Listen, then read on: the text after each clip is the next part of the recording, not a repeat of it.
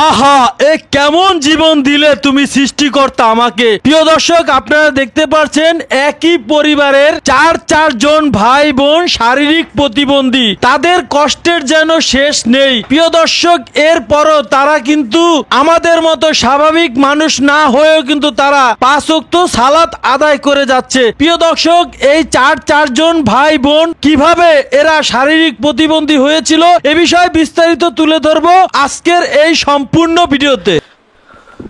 প্রিয় দর্শকবৃন্দ, একই পরিবারে 4 জন ব্যক্তি শারীরিক প্রতিবন্ধী, তাহলে অবস্থা কেমন বোঝেন? একটা ফ্যামিলির মধ্যে 6 জন ব্যক্তির মধ্যে 4 জনই শারীরিক প্রতিবন্ধী, তাহলে তাদের অবস্থা কেমন? আজকে আমরা জানবো তারা শারীরিক প্রতিবন্ধী, তাদের কি সমস্যা, তারা কিভাবে চলাফেরা করে এবং তাদের সংসারটা কিভাবে চলে। চলুন আমরা দেরি না করে আগে ভিডিওটি দেখে আসি। সেই ভাই বোন যে 4 জনই শারীরিক প্রতিবন্ধী, তাদের আসলে ইতিমধ্যে তাদেরকে আপনারা দেখেছেন বিভিন্ন সোশ্যাল মিডিয়াতে, এবং আমরা আজকে কিন্তু সরাসরি তাদের বাসায় চলে আসলাম এবং তাদের বাসার যে অবস্থা আপনারা দেখতে পাচ্ছেন। তো আমরা একটু কথা বলি, এখানে যে সব থেকে ছোট ভাই আছে তার সঙ্গে একটু কথা বলি। কেমন আছেন? ভালো আছে, আপনি কেমন আছেন? আলহামদুলিল্লাহ। তো আপনারা এখন 4 ভাই বোন কেমন আছেন? আছি ভাই, কষ্টের মধ্যে আছে।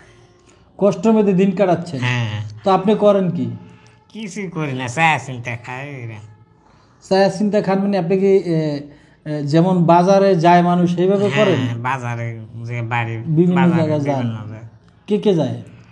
আমি যাই, বিশেষ করে আর ওই যায় এরা তো অচল, বেশি যাইতে পারে না। ওই 3 জন যাইতে পারে না? না, ওনারা কি কথা বলতে পারে? সবাই বলতে পারে, কিন্তু কানের সমস্যা আরো এই দুই না আমরা বলতে পারি, বেশি শুনতে। আচ্ছা, আমি আগে আপনার বড় ভাইয়ের সাথে কথা বলি না। আপনার নাম কি? হ্যাঁ, আব্দুল হাকিম। আব্দুল হাকিম। বয়স কত? বয়স ভালোই হয়েছে, মোটামুটি দিকে পাচ্ছেন না। কত হইব? 40 হইব? হ্যাঁ, 40? অত হয়, আর একটু কম হইব না? অত হবে না। বিয়ে করছেন ভাই? বিয়ে করছেন? বিয়ে করেন না? না, অসুস্থ মানুষ হয়নি বিয়ে শাদী। কেমনি বিয়ে শাদী হইব? তাই তো কোনো কাম কাজ করতে পারেন না, বউ খাইবে কে? না, কাজ কাম চলবারই তো পারি না। চলবারই পারেন না? কি কি প্রবলেম হয় আপনার? চলবার পারি না, ওই বোন ভগন পুঁতে তকবির করে, বাপ মায়ের তকবির করে, মাথা কামায় দেয়, মুখ কামায় দেয়, বগলি কেটে দেয়, গা মাথা ঘুষে দেয়, জামা কাপড় ধুয়ে দেওয়া লাগে। ওই দেশের বাড়ি কিনে আসে, ওই বিভিন্ন বাসা বদলা আছে, তালার উপর কষ্ট করে তুলে দিয়েছে, নামে আছে, উঠতে পারিস না, নামতে পারিস না, কষ্ট করে নামায় দিয়েছে। এটা পাতলা আছে, তাও চাই ব্যাপার আছে, তাও চাইলে পারছ না।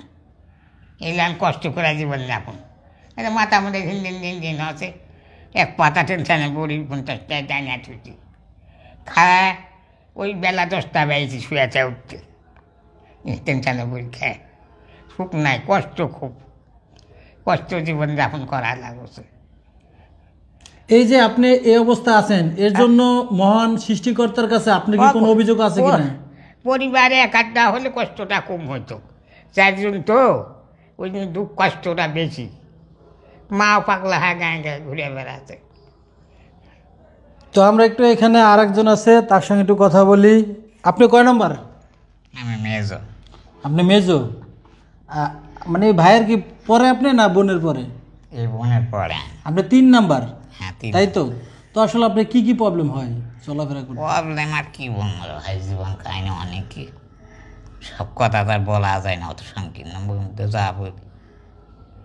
তো আপনি চলাফেরাও কষ্ট অনেক, আর্থিকভাবেও অনেক কষ্টের মধ্যে জীবনযাপন করতে, খাওয়া খরচ, ভাড়া অনেক সময় রাস্তাঘাটেও বাইরে হতে হয়, তারপরে উঠে পাড়িয়া উঠি, ভাড়া বাসা দা, খাওয়া দাওয়া, মানে হাঁটা চলাটা অনেক বিষম কষ্ট হয়ে যায়। বড় কষ্ট। এই যে আপনি এই অবস্থায় আছেন, আসলে এই সৃষ্টিকর্তার কাছে আপনি কি কোনো অভিযোগ আছে? আবেগ হয়, কিন্তু আবেগ করে আবার করি না, যে আমি করে আর কি করার তার কিছু না। জীবন তো যে দিছে সৃষ্টিকর্তা, সেই ইচ্ছা করলে করতে পারত, আমি কেন করেছি জানি না। অনেক কষ্ট হয় চলাফেরার মাধ্যমে জীবন যাপন করতে, মাঝে মধ্যে মনে হয় আত্মহত্যা করে মরে গেলে তো পরকাল পাওয়া যাবে। এই জন্য মানে এমন অবস্থা মাঝে মাঝে মনে হয় যে এই আল্লাহ, তুমি আমাকে এইভাবে কেন সৃষ্টি করলা? এত মানুষকে অনেকভাবে সৃষ্টি করলা, হয়তো একটা মানুষের সমস্যা থাকে, একটা পাওয়ার সমস্যা থাকে, দুইটা পাওয়ার সমস্যা থাকে, কিন্তু আপনার তো পুরো শরীরেই সমস্যা ওরা সৃষ্টি হয়েছে। শরীরের সমস্যা আপনি যখন জন্ম হয়েছেন তখন কি এইভাবেই ছিল না স্বাভাবিক ছিল? না, শুনেছি ছোটোবেলা জন্মগ্রহণ করেছিলাম ভালো ছিল, আস্তে আস্তে যখন বয়স বাড়িয়া উঠে তখন বাড়তি হয়, তখন এরকম হাত পা ভাঁজ হয়। মানে যত দেখা বড় হয়। হচ্ছেন তত আস্তে আস্তে করে সমস্যার সৃষ্টি হচ্ছে। এটা শোনা কথা, আমরা তো আর জানি না। জানেন না তো আপনার মা কে আছে? আছে বেনের সমস্যা, এখন আপনাদের দেখভাল কে করে? দেখাশোনা করে ছোট মা আছে একটা দেখাশোনা। সৎ মা, এখন তো আমরা যেটা জানি যে সৎ মা হলেও যে সন্তান যদি সুস্থ থাকে সেই সন্তানকেও কিন্তু সৎ মা দেখে না। তো আসলে আপনার সৎ মা আপনাদেরকে দেখতেছে, এটা কিন্তু আসলে একটাই শুক্রিয়া আল্লাহ পাকের দরবার, ওনার প্রতিও কৃতজ্ঞতা। আল্লাহ যেন হেদায়ত দেয়, দোয়া করি যতদিন পারে যেন দেখ আল্লাহ কাছে। আমি এসে দেখলাম আপনি নামাজ আদায় করতেছেন। তো প্রিয় দর্শক, আমাদের মতো সুস্থ সবল মানুষই অনেক সময় আল্লাহর ইবাদত করি না। আমরা বিভিন্ন সময় বিভিন্ন রকমের কাজে ক্রমে কিন্তু আমরা এই নামাজকে কিন্তু আসলে অবহেলা করে চলি। সেই ক্ষেত্রে কিন্তু এই ভাইয়েরা কিন্তু একদম ব্যতিক্রম। আমি এসে কিন্তু দেখছি সে সালাত আদায় করতেছে। তো আমরা একটু ছোটো ভাইয়ের সাথে কথা বলি। তো ভাই, এখন তো আপনি এইভাবে চলতেছেন, মানে বিভিন্ন মানুষে দান করে, আপনি বিভিন্ন জায়গায় যান। এই যে আপনি যখন গ্রামে ছিলেন, মানুষজন আপনাদের নিয়ে কি আসলে কোনো ধরনের কটু কথা বলতো কিনা যে এই কারণে তোদের এই সমস্যা হয়েছে, কি বলতো বেশি? বলতো যে এরকম হয়েছিস, হয়তো বা আল্লাহ পরীক্ষা করে, কতজন বলে যে কি কারণে দিছে তা জানি না। তবে মানুষ কবে এলো তো বা ঘৃণার চোখে বেশি দেখে, সমাজে কিছু কিছু লোকে খারাপ নজরে দেখে, কিছু কিছু লোকে ভালো বলে, বসে ধরে সহযোগিতা করে, এরকম। তো এই যে আপনার ভাইয়ের, আপনি তো মোটামুটি একটু মানে আপনার 3 ভাই বোনের ভিতরে আপনাকে একটু সবল দেখা যায় মোটামুটি। তো এই যে আপনার ভাইরা যে কষ্ট করতেছে, মানে এটি দেখার পর আপনার কাছে মানে কি অনুভূতি? আল্লাহ কষ্ট দিয়েছে, এখন এই কষ্ট মাঝে মাঝে দুঃখ কষ্ট হলে এক বকে, ভুলভাল বকে, আল্লাহ কেন এরকম করলো, আবেগ হয়। সুস্থ সবল আপনাদের মতন আমরাও ঘুরবো, কিন্তু সেটা তো পারিনি।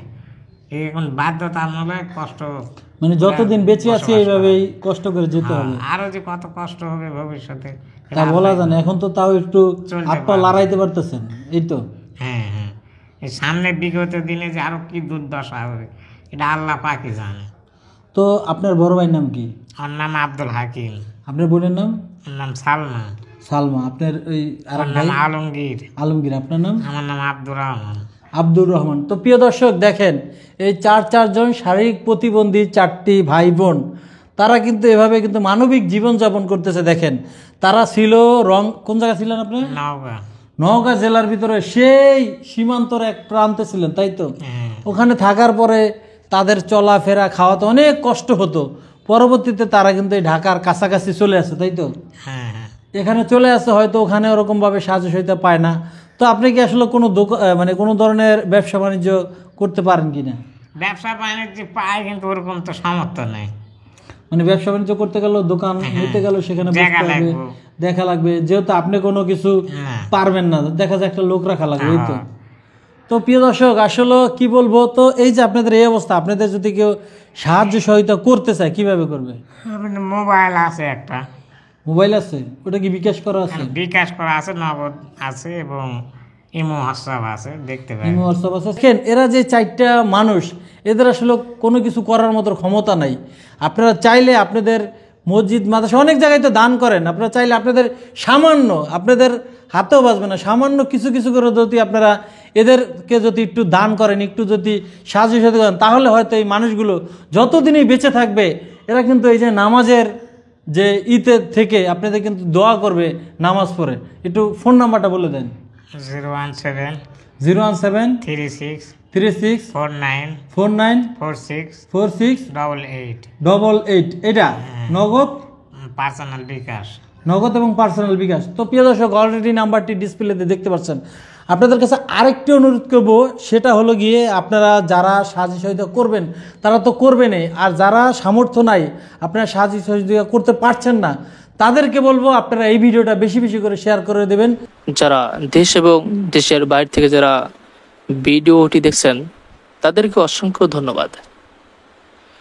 সর্বপ্রথম আমরা আল্লাহ তাআলার দরবারে শুকরিয়া আদায় করি, আলহামদুলিল্লাহ, যে আল্লাহ তাআলা আমাদেরকে অনেক সুস্থ রেখেছেন এবং অনেক ভালো রেখেছেন।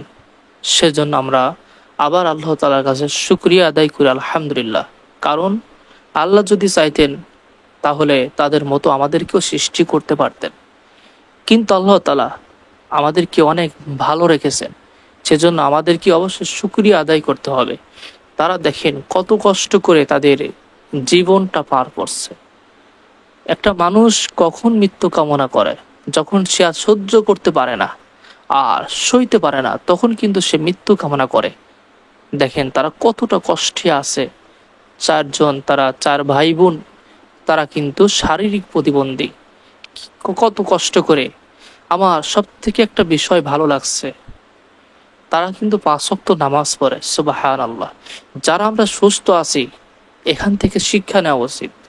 কারণ তারা শারীরিক প্রতিবন্ধী হয়েও তারা সলাত আদায় করতেছে, নামাজ পড়তেছে। তারা কিন্তু ইসলামের পথে আছে, সঠিক পথে থাকার চেষ্টা করতেছে। কত কষ্ট করে তাদের জীবনটা কিন্তু পার করতেছে। তাদের কোনো অভিযোগ নাই। আর অভিযোগ কার কাছে করবে? এটা হলো পরীক্ষা। আল্লাহ তাআলার এটা পরীক্ষা মধ্যে তারা আছে। সেজন্য সবাই যারা এরকম, আপনার যদি আশপাশে যদি এরকম কোনো ব্যক্তি থাকে, তাদেরকে আপনারা সাহায্য করুন, সহযোগিতার হাতটা বাড়িয়ে দিন তাদের পাশে, তাদের সাথে ভালো ব্যবহার করুন। অনেকেই অনেক রকম কথা বলে, এরকম বলা যাবে না। আল্লাহ তাআলা চাইছেন তারা এরকম হয়েছেন, আল্লাহ তাআলাই তো সৃষ্টি করেছেন। সেজন্য ভিডিওর স্ক্রিনে যে নাম্বারটি দেওয়া আছে, যারা ভিডিওটি দেখছেন অবশ্যই যদি আপনার সামর্থ্য থাকে অবশ্যই সাহায্য করবেন। আর যদি আপনার সাহায্য করার মতো সামর্থ্য না থাকে তাহলে দয়া করে ভিডিওটি শেয়ার করে দিবেন। আর সবাই তাদের জন্য দোয়া করবেন, আল্লাহ তাআলা যেন তার যে সৎ মা আছে, তাদেরকে দেখভালের দায়িত্ব আছে, দেখাশোনা করতেছে, আল্লাহ তাআলা যেন তাকেও নেক হায়াত তাইবা দান করেন এবং তাদেরকে সেবা করার মতন মন মানসিকতা এবং তৌফিক দান করুন। আমিন। যারা ভিডিওটি দেখছেন আপনাদের সুন্দর মন্তব্য কমেন্টে জানাবেন।